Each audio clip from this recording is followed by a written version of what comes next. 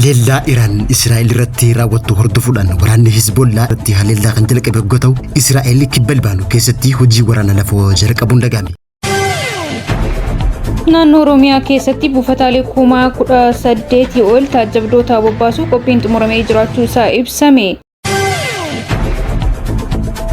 Ministeerri dhimma alaa Iraan Abbaas Araghaajiin buufanni daldalaa boba'aa Strait of Hormuz diina keenyaaf cufame malee fira keenyaaf miti jechuudhaan ibsa kan nu dhagahame. Gama biraatiin ammoo biyyoonni Doonaald Tiraamp buufanni Strait of Hormuz akka banamuuf yaamicha taasise yaamicha pireezidaantii Tiraamp diduun dhagahame bal'ina utuu egeree miidiyaatiin dhiyeessine.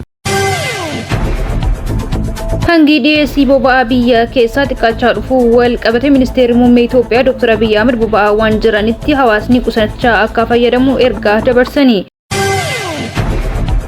Pireezidaantii Raashiyaa Vladimir Putin sababa sigigaa lafaa naannoo kibba Itoophiyaatiin mudate lammiilee lubbuun isaanii darbeef gaddi itti dhagahamu dhaamsa isaanii pireezidaantii Itoophiyaa Taayee Asqasillaaseetiif ergaa dabarsanii jiru.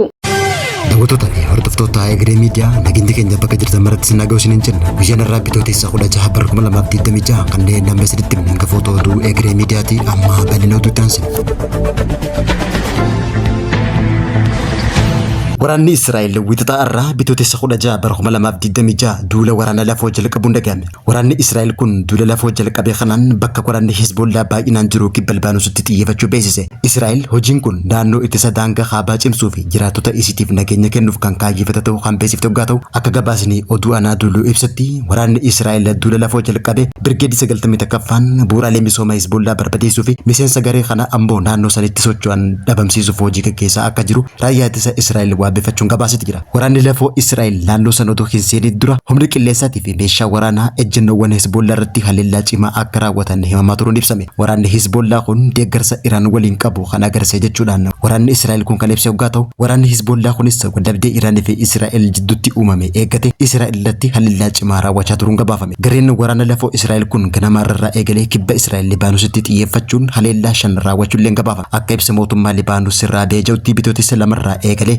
lakkoofsi namoota haleellaa Israa'el raawwatteen du'anii 850 ga'uu ibsuudhaan Israa'el loltoota riizaabii hanga 450 ta'an hojii kanaaf yaamicha taasisaa jiraachuun beekame. Ispeen jeequmsa Libaanos keessatti mudate fudhatama kan hin qabne jechuudhaan kan balaaleffate yoo ta'u, komishineriin olaanaa mirga namummaa dhaabbata mootummoota gamtoomanii ammoo jibbi islaamummaa addunyaa guutuutti guddachaa dhufu akeekkachiisuudhaan haleellaa Israa'el amma jalqabde kana balaaleffachuun dhagahame.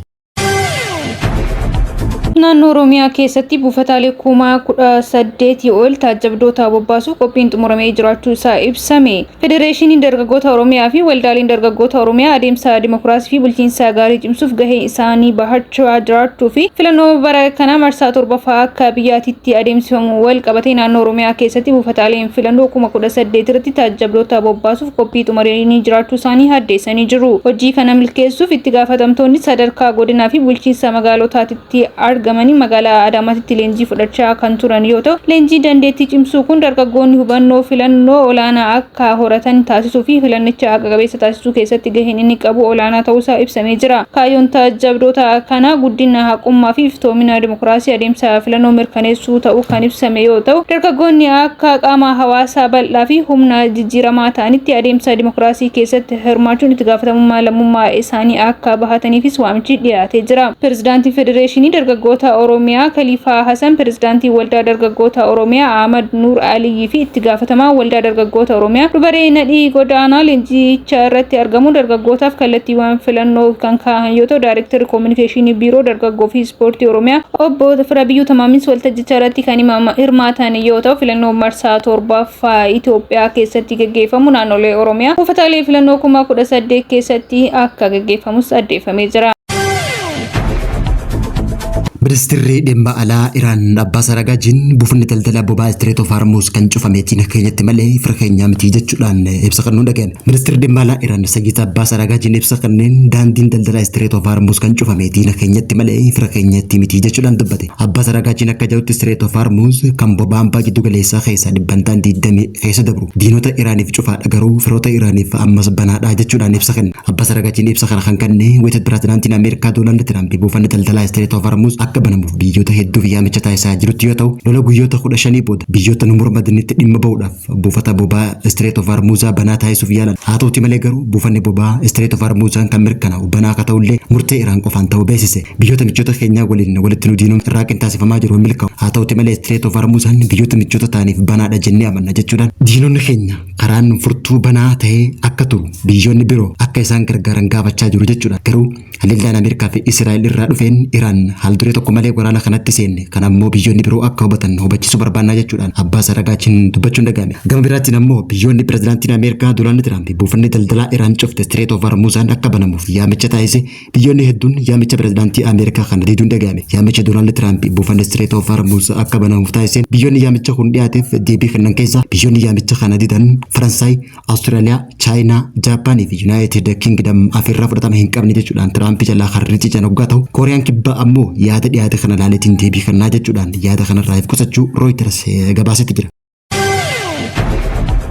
hangi dhiyeessii boba'aa biyya keessaa xiqqaachaa dhufu wal qabate ministeerri muummee Itoophiyaa Dr. Abiy Ahmed boba'aa waan jiranitti hawaasni qusachaa akka fayyadamu ergaa dabarsanii. Ministeerri muummee Itoophiyaa Dr. Abiy Ahmed rakkoo mootummaan biyyoota baha giddu galeessaa keessatti uumamaa jiru wal qabate biyyoonni boba'aa bitatan fayyadaman Itoophiyaa dabalatee biyyoota biraa irratti dhiibbaan guddaan uumamaa jiraachuu ibsuun oomisha boba'aa yeroo barbaadamutti argachuu rakkisaa ta'aa dhufaa jiraachuu isaatiin wal qabate boba'aawwan biyya keessaa jiranii hawaasni bifa madaalawaa ta'ee fi haala barbaadamu qofaan qusannoodhaan akka fayyadaman himanii jiru.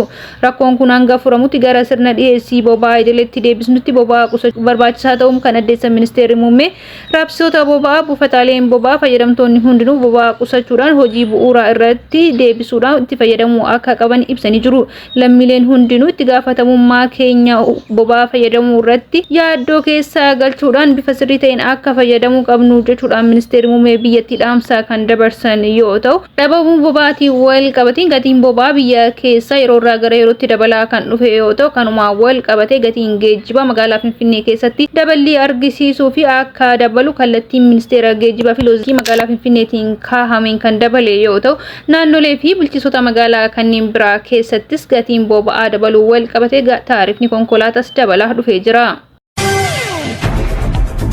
Pirezidaantiin Raashiyaa Vilaadiimiir Puutiin sababa sigigaa lafaa naannoo kibba Itoophiyaatiin mudate lammiilee lubbuun isaanii darbeef gaddi itti dhagahamuu dhaamsa isaanii pirezidaantii Itoophiyaa Taayee Asqasillaaseetiif ergaa dabarsanii jiru. Pirezidaanti Puutiniin lammiilee godina Gaamooti balaa sigigaa lafaatiin lubbuu isaanii darbaniif gaddi itti dhagahamuu kan ibsan yoo ta'u pirezidaantichi naannoo kibba Itoophiyaa godina Gaamoo aanaalee garaagaraa keessatti sababa sigigaa lafaatii fi rooba humnaa ol roobee wal qabate gaddi itti dhagahamuu ibsanii jiru. Pirezidaantichi gadda isaanitti dhagahame pirezidaantii Ifedrii Taayee Asqasillaasee fi ministeera muummee Itoophiyaa Dr. Abiy Ahmediif dhaamsa kan dabarsan yoo ta'u pirezidaantii Vilaadiimiir Puutiin ibsa isaaniitiin maatii fi firoota lammiilee balaa sigigaa lafaatiin lubbuu isaanii darbaniif jajjabina hawwuu isaaniitti dabaluudhaan dhaamsa dabarsanii jiru. Itoophiyaanonni balaa kanaan miidhaman ariitiidhaan akka bayyanataniif hawwii guddaa qabaachuu kan ibsan yoo ta'u balaan kun hanga guyyaa kaleessaatti lubbuu namoota 81 ol darbuu ragaan godinicharraa argame ni mul'isa. Kanaan gamattis namoota 125 lubbuu isaanii dhabanii akka jiran kan himamaa jiru yoo ta'u hanga ammaatitti namoota hafan reeffi isaanii akka hin argamnes hawaasa naannicharraa odeeffannooleen bahaa jiran ni addeessu.